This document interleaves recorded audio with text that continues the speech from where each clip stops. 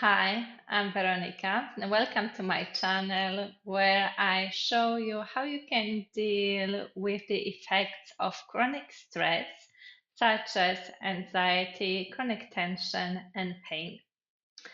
And as a little continuation of the previous video, where I was showing you all fours and cat-cow position, I would like to approach the pose that is iconic for yoga practice, but for many people it is completely inaccessible and doesn't feel comfortable at all. And again, I'm using it not because there's anything special or particularly beneficial about this pose, but just because you can use it to observe many patterns in your body and to play with the idea of contact with the ground and how much release you can find, even when you have to come into effort. There is no point to come to down dog straight away, like as a first thing or one of the first things. It's nice to first start feeling the body a little bit. And you could do it in various ways. It would be a good idea to begin somewhere in all fours. Maybe checking out my previous video to know what you can find out already in this position. And you can start finding some softness here. So perhaps there is a way where you can soften through the belly and through the pelvic floor without collapsing into your joints, into your knees, and into your wrists. You can even check that everything is soft by placing a hand on your thigh and just noticing that it's all like really wobbly. And you can play with it. It's a very small movement of shifting the weight a tiny bit forward as if something was pulling you by the head forward, and a little bit back, a little bit forward, and a little bit back. And you could do it with your hands on the mat, but you could also lower your forearms, again checking that you didn't collapse in the lower back nor in that space between the shoulder blades. And just saying hello to your shoulders. And again, it's not about, trying to reach as far as possible and then pushing yourself back. I mean, if you want, you can add a little bit more of the movement to start feeling a tiny bit of lengthening as you're reaching back and a little bit of engagement as you move forward. But, this is not necessarily the goal. It's more about finding a tiny bit of mobility here first. And then it would be a nice idea to shift the weight a couple of times between one lower leg and the other, and then lift that one lower leg. And when you lift it, maybe lift it just a tiny bit off the ground so that shin is parallel to the ground. And then lower your front of the foot. Lower just the front of the foot so that your knee is hovering off the mat, but the front of the foot has the support.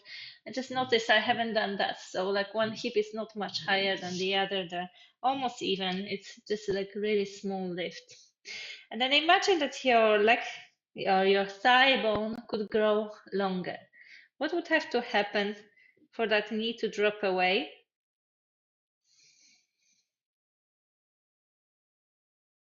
And have that sensation as if the hip was still staying in the same place. And then you can lower that and try the same on the other side. So it's just a little bit of a lift. So that's almost invisible change, like almost unnoticeable change in the position of the pelvis. The knee is hovering a teeny tiny bit above the ground. And imagine as if that leg was growing longer, longer, until that knee slowly dropped to the mat. You can then wake up your feet, so you can tuck the toes under, And reach with your hands closer towards the feet. And then you can undo it and maybe place the front of the feet on the ground and reach with your hips towards the heels in this position. So you can keep changing, keep swapping a couple of times.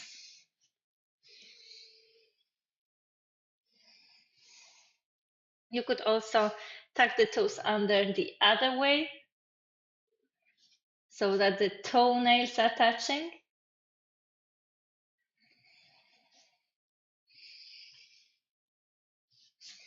And you can lift the lower legs and move them in space and loosen them out a little bit here as well. And maybe just for a moment, sit back with the forearms on the ground, not too far away from you. So you can get yourself into a rounded shape first, and then use your hands to start pushing away so that you create roundedness in the spine. So you're puffing up the whole back, entire back, including the lower back. And then you can release again. Maybe spend here some time already noticing that this child's pose somehow might feel a little bit more comfortable than it usually does, so there's a little bit more space in the joints. Send a couple of breaths to the back of the body. And give the weight for the lower legs to come to all fours. So with that little preparation, we can carry on. And now you can tuck the toes under. And I would invite you to try maybe something slightly different than what you're used to. There's lots of advice of what should be the ideal distance for your downward dog, where you should place your hands and feet. I would be inviting you to keep it shorter so that you can become lighter and more spacious. And later, you can play with various versions of downward dog. So to begin with, and it would be a nice idea to check up the other video to understand better maybe what I'm talking about. You can find a place for your hands that's quite close towards your knees, not too far, so that you don't feel that you're reaching away, where you can get some support from the ground, but you're neither sinking so that there is a sinking in the lower back or between the shoulder blades and that heavy weightedness in the wrist, nor you're pushing away so that there is a roundedness in the upper back and maybe your head drops. You always want to feel that this is a continuity, your whole spine is a continuity. And I would encourage you to play with the idea that you don't need to push away with your hands to come up. And that there doesn't really need to be as much weight in your hands as you would believe. And that's maybe one of the things that makes your downward dog uncomfortable. So there is a little bit of a spaciousness in the joints, including the wrists, elbows, and the shoulders. The toes are tucked under, and what you could start playing with is thinking how or what sort of engagement would have to happen in your body for you to lift one or both knees off the ground without pushing away from the ground. So there's that engagement somewhere in the middle of you that makes that happen, rather than you pushing away with the hands for that to happen. So you can try both. Notice the difference. What would have to happen for you to keep the hands relatively quiet and still lift the knees off the ground? So that's kind of half of the job done. And the next part of coming up would be opening the legs underneath you, which is very different from straightening the legs. So forget about doing anything with the knees, trying to straighten the knees. It's not at all about that. The legs open as much as they would like to open. And your focus is more on your tail. So rather than pushing away with your hands, you're pulling up and back behind you with your tail. You can imagine you have a tail like a monkey, and you want to reach with that tail up and back to the branch that is behind you.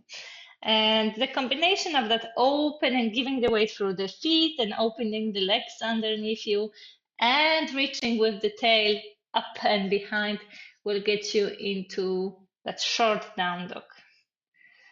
So let's try that. You can use the exhale for this sort of emptying. And it might feel like, well, hold on a second, it's not a downward dog. Yeah, it's not a downward dog as you know it, if you're familiar with that pose. But here you can check how much of that lightness you can still keep by lifting one hand at a time. You can make a wee wiggle with your pelvis and check if there is a communication from the tail going all the way to the neck. So that the neck is neither tucked to the chin, nor you're looking still somewhere up to create, so that you don't create any strain at the back of the neck. And I would definitely recommend you to come in and out before you start getting that collapse feeling again in your joints. Keeping the upper body quiet, opening the legs underneath you and reaching with your tail back. Finding that softness, and here you can start playing with your dog. And there are so many ways you can keep your dog awake and moving. You might wiggle your tail, and it's like this movement at the very end of the spine that somehow travels down all the way to the hips. And you might release your legs, and depending on where you want to focus, sometimes you might feel like bending your knees more, sometimes you might feel like your feet and heels are dropping away, and that might make you find some lengthening along the back line. You might want to walk your hands towards you for a little rest, and this is actually probably my favorite, when you slowly walk your hands forward, but without shifting all the way to the hands. So you're still keeping the weight through the feet as you lightly walk your hands forward and end up somewhere in some version of a downward dog. So there's millions of things you can do about the downward dog, and I would really recommend you to come in and out. And whenever you start feeling that you're really sinking very deep or sliding away, think of your tail reaching up and back, of grounding more through your feet. And another thing that might help is once you're up, you can play with that idea that you're becoming really heavy through, let's say, just diagonally. More heaviness through your right hand, more heaviness through your left foot. So you're heavy on the diagonal line. And that makes the other legs actually really free. And there's a stability of the core to sustain that. And then you can shift it. And there's much more weight through your left hand and through the right foot, which again makes the other two limbs quite free to move. You could make yourself really heavy through all four. And then you can imagine that you're like in space somewhere on the moon. And all of them feel light and weightless.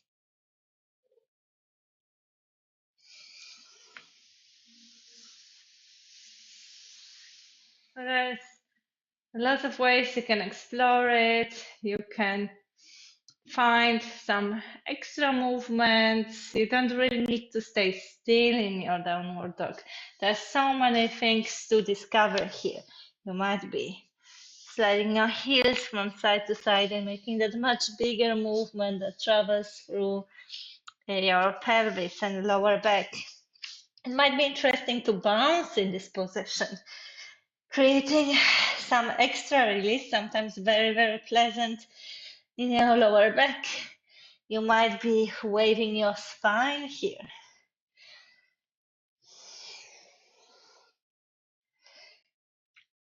So you can always keep your downward dog a little bit more dynamic as well. Don't forget to give it a good rest. No matter if you prefer to rest sitting on the heels or in that rounded shape of the child's pose.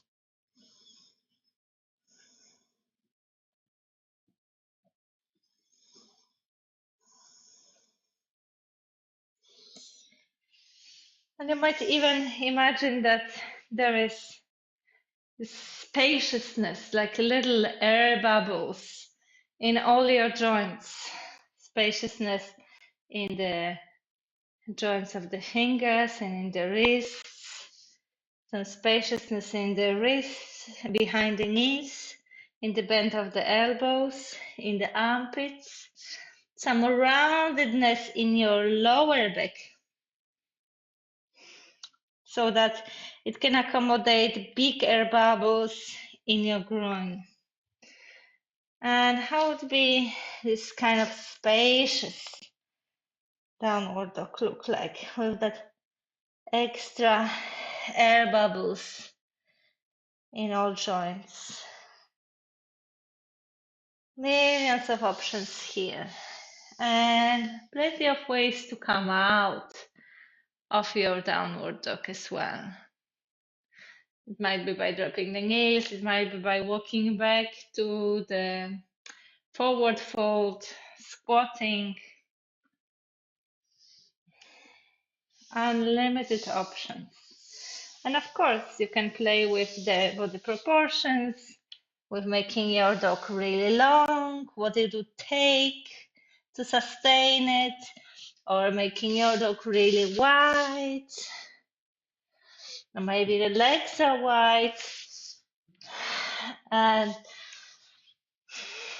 the arms are normal length.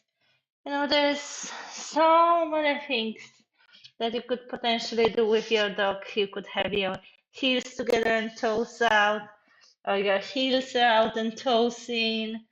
And each of these dogs is gonna feel different for you. So think of this as a framework. And then there's lots of things about it that you can play with. And there is a way, especially if you really soften through all the joints, find that space, really soften through the pelvic floor and find that release that travels from the tail all the way to the scalp. There's a way to find real comfort in this pose and make it sustainable for a while.